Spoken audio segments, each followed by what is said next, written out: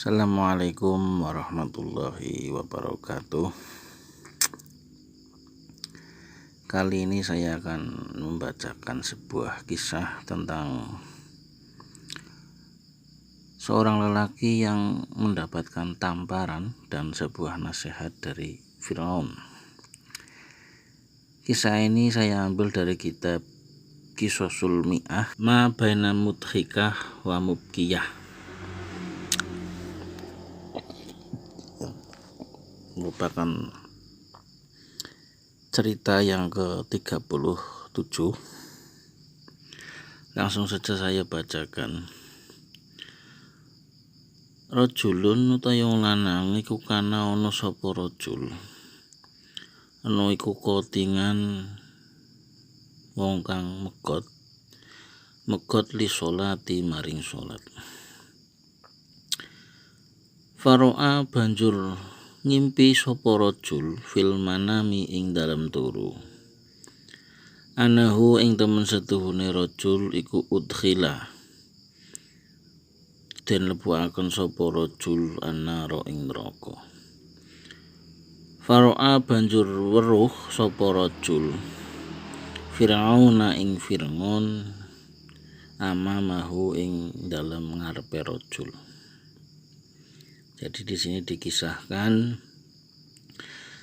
ada seorang lelaki yang meninggalkan sholat, kemudian dia bermimpi bahwasanya dia akan dimasukkan ke neraka. Kemudian dia melihat Fir'aun di depannya. Kemudian terjadilah percakapan di antara keduanya. Wadarolan mubeng atau terjadi bainahuma ing dalam antarane rajul lan Fir'aun opo hiwar percakapan atau obrolan al-ati kang bakal teko. Fir'aun bertanya, ma utawi opo huwa yoma iku ngamaluka ngamal siro, penggaweanmu ki opo, pekerjaan kamu itu apa? Lalu kotingu sholat atau si rajul menjawab, a'malu bil mifrosi fil mazari. A'malu agawe sapa ingsun bil mifrosi kelawan mifros fil mazari ing dalam pira-pira kebrun. Wahya utawi mifros iku alatul khifri, alat penggali, alat ngeduk biluhotil Yamani lawan bahasa Yaman. Jadi si rajul mengatakan pekerjaannya adalah sebagai seorang penggali di kebun. Jadi mifros itu kalau di Indonesia mungkin cangkul. Lalu Fir'aun berkata lagi, limadza krono opo dakhol tamlebu sapa sira anaro ing neraka. Kotingu salat menjawab, li'ani krono temen setune ingsun iku kotingun wong kang megot li sholati maring salat. Lalu Fir'aun berkata, dakhol tamlebu sapa sira anaro ing neraka. Wa anta hale utawi sira iku rajulun wong lanang fakirun kang fakir. Oleh mlebu neraka bisa babi kotni sholati kelawan sebab megot sholat. Di sini Fir'aun diantara heran atau kasihan lah. Laki-laki miskin masuk neraka hanya karena meninggalkan sholat. Lalu Fir'aun melanjutkan, wa ama ana pun utawi ingsun iku fakot ngaitu ngaku sapa ingsun arububiyata ing bangsa pangeran wal uluhiyata lan bangsa tuhanan. Wa malak tulan miliki sapa ingsun al Misra malaktu Misra ing kota Mesir. Wa fa'altu lan nglakoni sapa ingsun. Wa fa'altu lan nglakoni sapa ingsun. Sumarofangat tumuli ngangkat sapa Fir'aun ya dahu ing tangane Fir'aun walato mahulan nampong utawa menampar sapa Fir'aun ing rajul fi wajhihi ing dalem wajahe rajul bisidatin kelawan banget. Jadi di sini Fir'aun mengatakan mungkin dia merasa lebih pantas untuk masuk neraka lah. Fir'aun kan mengaku sebagai Tuhan, mengaku sebagai Tuhan semesta alam. Dia merasa memiliki kota Mesir, melakukan apa saja yang dia inginkan.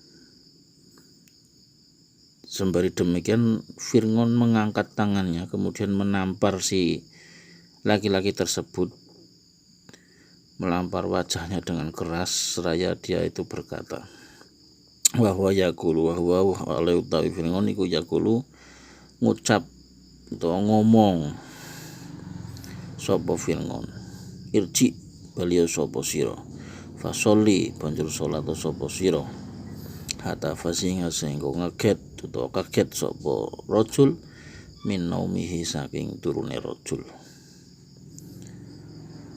Karena saking kerasnya Fir'aun menampar rajul tersebut sampai-sampai si rajul itu terbangun dan terkaget dari tidurnya.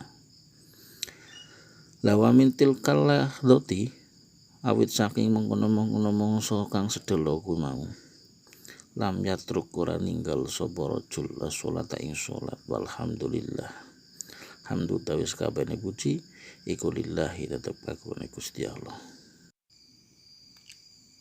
Demikianlah tadi cerita tentang laki-laki yang mendapat tamparan serta nasihat atau teguran dari Fir'aun karena meninggalkan sholat. Semoga menjadi nasihat dan menjadi teguran pula bagi saya khususnya dan bagi kita umat muslim untuk tidak meninggalkan sholat. Berbahagialah dan bersyukurlah bagi orang-orang yang telah mendapatkan hidayah serta inayahnya sehingga mampu menunaikan ibadah sholat tepat pada waktunya, berjamaah serta istiqomah.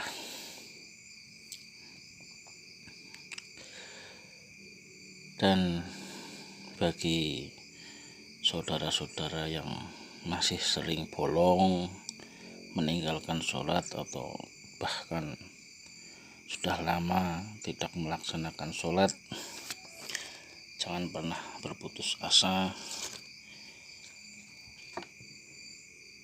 Semoga senantiasa mendapat hidayah serta inayah sehingga bisa melaksanakan ibadah sholat tepat waktu, berjamaah serta istiqomah.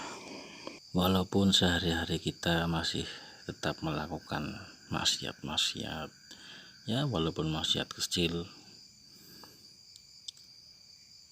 tetaplah kita harus melaksanakan sholat, jangan sampai kita meninggalkannya.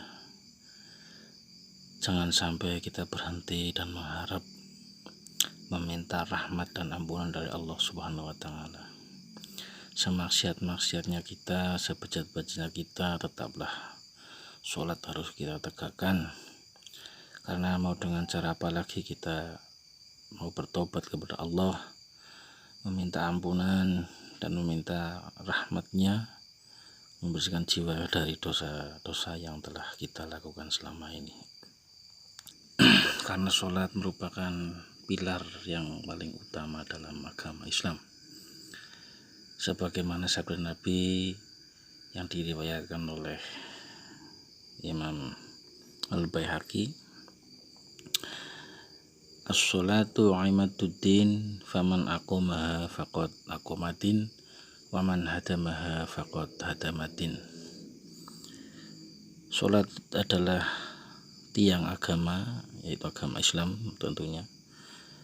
Maka barang siapa mendirikannya, sungguh ia telah menegakkan agama Islam. Dan barang siapa merobohkannya atau meninggalkannya, sungguh ia telah merobohkan agama Islam itu sendiri. Mungkin di kehidupan bermasyarakat ada saja yang membanding-bandingkan orang yang rajin sholat tetapi masih bermaksiat, masih mencuri, masih ribut dengan tetangga dan lain-lain, dengan orang yang sholatnya jarang, bahkan sering tidak melakukan sholat, tetapi baik dengan tetangga, tidak mencuri, tidak mabuk-mabukan dan sebagainya. Mana yang lebih baik? Jawabannya, Islam mengajarkan untuk baik kedua-duanya. Karena Islam mengajarkan baik secara vertikal juga secara horizontal. Hablun minallah wa hablun minan nas. Hubungan baik dengan Allah, hubungan baik dengan sesama makhluknya juga baik. Keduanya tidak bisa dipisahkan untuk menilai kebaikan, harus menyatu, saling melengkapi. Demikian video kali ini, semoga bermanfaat bagi saya dan bagi pemirsa pada umumnya. Mari tunggu cerita-cerita berikutnya dan video-video berikutnya. Assalamualaikum warahmatullahi wabarakatuh.